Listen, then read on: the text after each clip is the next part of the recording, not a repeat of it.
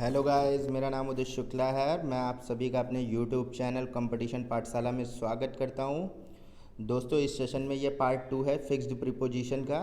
और जैसा कि मैंने आपको बताया कि एक वर्ड है, उसके साथ कई सारी प्रीपोजिशंस का यूज़ होता है, तो उन्हीं को हम यहाँ पर डिस्कस कर रहे हैं। और ये फिक्स्ड हैं, ये हमेशा ही सेम ही रहेंगी, ऐसा कहीं भी कुछ भी हो। तो इसी के साथ हम अपने पहले प्रीपोजिशन की तरफ बढ़ते हैं, देखते हैं। Blush eight. ब्लश मतलब होता है शर्माना, तो ब्लश के साथ हम एट का प्रयोग करते हैं और फॉर का प्रयोग करते हैं। तो इस देखते हैं, इन्हीं दो प्रीपोजिशन का हमेशा ब्लश के साथ प्रयोग होगा। तो देखते हैं कि कैसे, कहाँ पर हम एट का प्रयोग करते हैं, कहाँ पर फॉर का प्रयोग करते हैं। यदि आपकी कोई तारीफ़ कर रहा हो, कोई तारीफ़ कर रहा हो जिसमें आपकी तारीफ़ प्रशंसा कर रहा हो, तब हम वहाँ पर ब्लश के लिए, और आप वहाँ पर शर्मा रहे हो तारीफ़ की वजह से, तो वहाँ पर हमेशा ब्लश के साथ एट का प्रयोग किया जा रहा है। यदि आपकी प्रशंसा या तारीफ़ हो रही हो कहीं पर, उसकी वजह से यदि आप शर्माते हैं, तो हमेशा ब्लश एट के साथ। या ऐसे समझ लीजिए, यदि ब्लश का प्रयोग पॉजिटिव सेंस में हो रहा होगा तो हमेशा एट का प्रयोग करेंगे। और नेक्स्ट देखते हैं, ब्लश फॉर अ फॉल्ट या अशेम्ड ऑफ। मतलब फॉल्ट भी देखिए निगेटिव वर्ड है, अशेम्ड भी निगेटिव वर्ड है। यानी ब्लस का प्रयोग अगर निगेटिव सेंस में हो रहा हो तो फॉर का प्रयोग करेंगे, और पॉजिटिव सेंस में हो रहा हो तो हम एट का प्रयोग करेंगे। तो अ फॉल्ट यानी कोई गलती यदि हो गई है, या किसी चीज़ से आप किसी चीज़ से शर्मिंदा हैं अपनी किसी गलती की वजह से, तो हम वहाँ पर ब्लश फॉर का प्रयोग करते हैं। और प्राइस यानी प्रशंसा की वजह से आप शर्मा रहे हैं, तो वहाँ पर हम एट का प्रयोग करते हैं। और ब्लश पॉजिटिव सेंस में ब्लश के साथ एट का प्रयोग करते हैं, निगेटिव सेंस में ब्लश के साथ हम फॉर का प्रयोग करते हैं। नेक्स्ट प्रीपोजिशन हम देखते हैं हमारी ब्लाइंड। ब्लाइंड के साथ इन, ऑफ और टू प्रीपोजिशन का प्रयोग हमेशा किया जाता है। तो कब ब्लाइंड के साथ इनका प्रयोग किया जाता है? यदि कोई एक आंख से अंधा है तो उसके साथ हम ब्लाइंड के साथ इन का प्रयोग करेंगे। यदि कोई एक व्यक्ति एक आंख से अंधा है। ब्लाइंड के साथ ऑफ का प्रयोग तब करते हैं यदि कोई व्यक्ति दोनों आंखों से अंधा है, तो ब्लाइंड के साथ हमेशा हम ऑफ का प्रयोग करते हैं। ब्लाइंड टू का प्रयोग कब करते हैं? डिफेक्ट या निग्लिजेंट। निग्लिजेंट मतलब नगण्य, यहाँ पर कहीं पर बिल्कुल ब्लाइंड है, आप ध्यान नहीं दे रहे हैं उस चीज़ पर, मतलब सेंस में, तो हम ब्लाइंड के साथ टू का प्रयोग करते हैं। तो इसके लिए ध्यान देने की बात है कि यदि एक आंख से कोई व्यक्ति अंधा हो तो ब्लाइंड के साथ हम इनका प्रयोग करेंगे। अगर ब्लाइंड कोई दोनों आंखों से है तो हम बोथ आइज़ है तो हम ऑफ का प्रयोग करेंगे। यदि निग्लिजेंट या डिफेक्ट, यदि कमी है किसी चीज़ में, या निग्लिजेंट है, नगण्य हम उसको मान रहे हैं, उस सेंस में अगर हम करेंगे तो हमेशा ब्लाइंड के साथ हम टू का प्रयोग करेंगे। नेक्स्ट हम अपनी प्रीपोजिशन देखते हैं यहाँ पर बॉर्न। बॉर्न का प्रयोग जो है मतलब जन्म, इसके साथ हम ऑफ प्रीपोजिशन का प्रयोग करते हैं और टू प्रीपोजिशन का प्रयोग करते हैं। तो देखते हैं कब ऑफ का और कब टू का प्रयोग करते हैं। यदि हम पेरेंट्स यानी माता पिता से जब जन्म की बात होगी तो हम उस जगह पर ऑफ का प्रयोग करेंगे। और टू का प्रयोग करेंगे कब करेंगे? जब बॉर्न का प्रयोग पैसिव वॉइस सेंटेंस में हो रहा होगा। ये बॉर्न के साथ टू का प्रयोग तभी होगा जब सेंटेंस पैसिव वॉइस होगा। नहीं तो अगर पेरेंट से जन्म की बात की जाएगी तो बॉर्न के साथ हमेशा ऑफ का प्रयोग किया जाता है। नेक्स्ट देखते हैं बेनिफिट। बेनिफिट मतलब लाभदायक। तो बेनिफिट के साथ दो प्रीपोजिशन का प्रयोग होता है, बाई और फ्रॉम। इसको देखिए कैसे याद करेंगे। देखिए बेनिफिट, यदि बेनिफिट वर्ब है तो हम इसके साथ हमेशा बाई का प्रयोग करेंगे। यदि बेनिफिट नाउन है तो इसके साथ हम हमेशा फ्रॉम का प्रयोग करेंगे। तो यहाँ पर सबसे ध्यान देने वाली बात है कि बेनिफिट वर्ब होगी तो बाई का प्रयोग करेंगे, और नाउन होगा तो हम इसके साथ फ्रॉम का प्रयोग करेंगे। यहाँ पर मैं आपको हर तरीके से याद कराने की बात कर रहा हूँ। जो भी इजी तरीका है किसी वर्ड को याद करने का, प्रीपोजिशन का, वो मैं आपको यहाँ पर सभी बताए दे रहा हूँ। कि अगर मीनिंग से याद करना है तो मीनिंग से, अगर वर्ब नाउन से याद करना है तो वर्ब नाउन से, या पर्सन या थिंग के साथ याद करना है तो वो मैं आपको सब यहाँ पर इसमें वीडियो में डिस्कस कर दूँगा। नेक्स्ट हम वर्ड देखते हैं, हमारा है क्योर। क्योर वर्ड है, क्योर मतलब होता है इलाज। क्योर के भी साथ सेम चीज़ है, क्योर के साथ ऑफ प्रीपोजिशन का प्रयोग होता है और फॉर प्रीपोजिशन का प्रयोग होता है। कब होता है? जब क्योर वर्ब होगी सेंटेंस में तो उसके साथ हमेशा ऑफ का प्रयोग होगा, और क्योर नाउन है अगर सेंटेंस में तो इसके साथ हमेशा फॉर का प्रयोग होगा। तो यहाँ पर ध्यान देने की बात क्या है कि क्योर वर्ब और नाउन दोनों की तरह से प्रयोग किया जाता है। नाउन अगर है तो हम फॉर का प्रयोग करेंगे, अगर क्योर ऑफ है वर्ब है तो हम इसके साथ ऑफ का प्रयोग करेंगे। नेक्स्ट हमारी प्रीपोजिशन देखते हैं कंपीट। कंपीट मतलब होता है प्रतिस्पर्धा। अब प्रतिस्पर्धा या तो किसी पर्सन के लिए होगी या किसी अन्य चीज़ के लिए होगी। तो compete विथ पर्सन, यदि आप किसी पर्सन से compete, किसी एग्ज़ाम में, किसी दौड़ में, किसी भी चीज़ में यदि आप पर्सन से प्रतिस्पर्धा करेंगे तो compete के साथ हमेशा विथ का प्रयोग होगा। और compete फॉर समथिंग यानी किसी अन्य पर्सन को छोड़ के किसी भी अन्य चीज़ के लिए यदि हम प्रतिस्पर्धा करते हैं तो हम compete के साथ फॉर का प्रयोग करेंगे। तो इसको याद करना कैसे है, compete with person, compete for something, compete with person, compete for something. इसको ऐसे आप कई बार दोहरा के याद कर सकते हैं। नेक्स्ट हमारा वर्ड है कन्फॉर्मिटी। कन्फॉर्मिटी मतलब होता है अनुपालन, किसी जैसे किसी भी देश के किसी भी आदेश को उसकी आज्ञा को पालन करना, मतलब कन्फॉर्मिटी।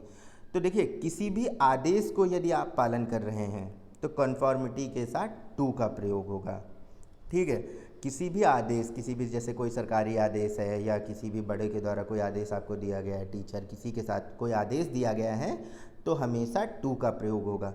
व्यूज़, यदि आप किसी भी व्यूज़ के किसी के विचारों का पालन, जैसे स्वामी विवेकानंद के विचारों का पालन करते हैं, महात्मा गांधी के विचारों का पालन करते हैं, तो जहाँ पर आप किसी के व्यूज़ से मतलब सहमत होंगे तो वहाँ पर आप विथ का प्रयोग करेंगे। और जब किसी आदेश का पालन करेंगे तो कन्फॉर्मिटी के साथ टू का प्रयोग किया जाएगा।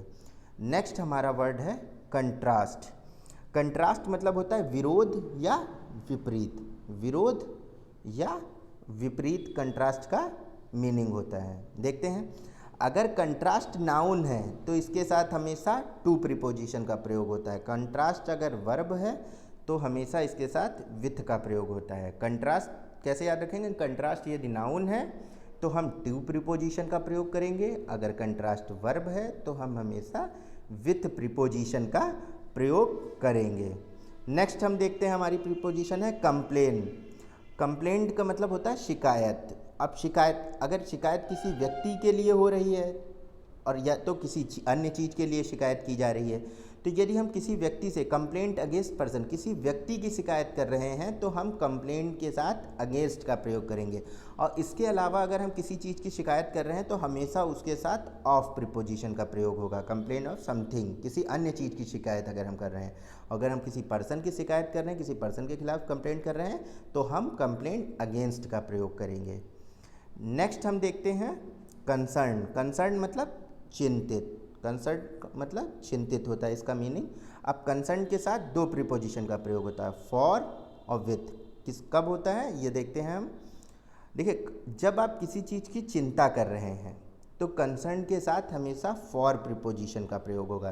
किसी चीज़ की चिंता अगर आप कर रहे हैं, चिंतित हैं किसी चीज़ को लेकर, अपने रिजल्ट को लेकर, किसी अन्य चीज़ को लेकर चिंतित हैं, तो आप कंसर्न के साथ फॉर प्रीपोजिशन का प्रयोग करेंगे। और कंसर्न विथ का प्रयोग करेंगे हैव एनीथिंग टू डू। यदि आप कुछ एनीथिंग, कुछ भी करना चाहते हैं, कुछ अन्य चीज़ कंसर्न, कुछ करने को लेकर अगर आप चिंतित हैं, किसी काम को करने को लेकर अगर चिंतित हैं, मैच खेलने को लेकर या पढ़ाई करने को लेकर या किसी एग्ज़ाम देने को लेकर अगर आप चिंतित हैं तो आप कंसर्न के साथ विथ का प्रयोग करेंगे। जबकि आप किसी चीज़ को लेकर चिंतित हैं खाली तो आप उसके साथ फॉर का प्रयोग करेंगे। नेक्स्ट हम देखते हैं हमारी क्लेमर। क्लेमर मतलब होता है कोलाहल। कोलाहल मतलब शोर। शोर यानी क्लेमर मतलब होता है शोर। देखिए, किसी चीज़ की डिमांड के लिए, किसी चीज़ की, जैसे अभी किसी चीज़ की आपको डिमांड करनी है, वो मार्केट में नहीं अवेलेबल है, यानी उसके लिए शोरगुल ज़्यादा है। जैसे ठीक है, कोई नई बाइक आई है, उसके लिए ज़्यादा शोरगुल है कि वो बहुत अच्छी बाइक है और डिमांड उसकी ज़्यादा है, तो इस सेंस में हम क्लेमर के साथ फॉर का प्रयोग करेंगे। और क्लेमर अगेंस्ट का मतलब, कब क्लेमर के साथ अगेंस्ट का प्रयोग किया जाता है तो यानी कंप्लेन अगेंस्ट के संदर्भ, शिकायत के संदर्भ में। यदि किसी शोरगुल से आपको शिकायत हो रही है किसी के, तो आप क्लेमर के साथ अगेंस्ट का प्रयोग करेंगे। और कंप्लेन अगेंस्ट का भी सेम ही सेंस होता है, यानी किसी व्यक्ति के आप खिलाफ अगर शिकायत कर रहे हैं तो कंप्लेन अगेंस्ट, अगर किसी व्यक्ति के शोरगुल के खिलाफ आप कंप्लेंट कर रहे हैं तो क्लेमर अगेंस्ट का प्रयोग होगा। क्लेमर फॉर किसी डिमांड को लेकर अगर कोई चीज़ है वो नहीं अवेलेबल है, उसके लिए हो हल्ला हो रहा है, तो उस सेंस में हम क्लेमर के साथ फॉर का प्रयोग करेंगे। कॉज, अब कॉज मतलब कारण, इसके साथ दो प्रीपोजिशन का प्रयोग होता है, फॉर और ऑफ। कब होगा ये देखते हैं हम। किसी रीज़न, अगर कोई रीज़न है, उसके लिए कोई कारण है, तो उसके साथ हम हमेशा फॉर का प्रयोग करेंगे। ऑफ यानी रिजल्ट फ्रॉम, और यदि हम किसी रिजल्ट के लिए, किसी चीज़ के लिए अगर रिजल्ट के साथ फ्रॉम का प्रयोग किया जाता है, ये याद रखिएगा। यदि किसी रिजल्ट, किसी कारण, किसी रिजल्ट के कारण अगर हम चिंतित हैं तो कॉज ऑफ का प्रयोग होगा। कारण चिंतित हैं तो हम कॉज ऑफ का प्रयोग करेंगे। कॉज फॉर का प्रयोग कब करेंगे? जब हम किसी रीज़न से, किसी कारण की वजह से चिंतित हैं, तब हम इसका प्रयोग करेंगे। नेक्स्ट हम देखते हैं कंसिस्ट। कंसिस्ट मतलब निहित होना, समाहित होना। अब कंसिस्ट के साथ दो प्रीपोजिशन का प्रयोग होता है। कंसिस्ट के साथ इनका प्रयोग होता है और ऑफ। इंसिस्ट के साथ किसी भी प्रीपोजिशन का प्रयोग नहीं किया जाता है।